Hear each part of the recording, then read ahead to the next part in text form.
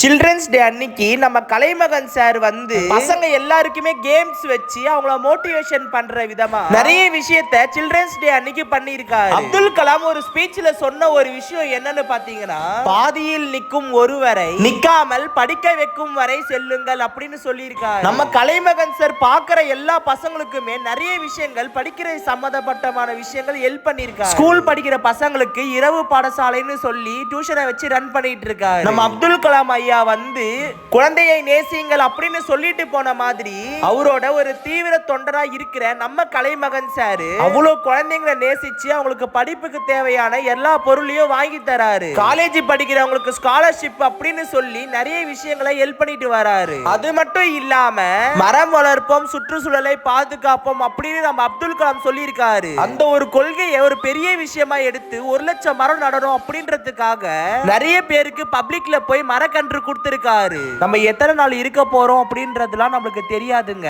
இருக்கிற வரைக்கும் குழந்தைங்க கூட சந்தோஷமா நிம்மதியா வாழ்ந்துடணும். காசு பணம்லாம் இன்னைக்கு போகும் நாளைக்கு வருங்க, ஆனா திரும்ப போன உறவு வரவே வராது.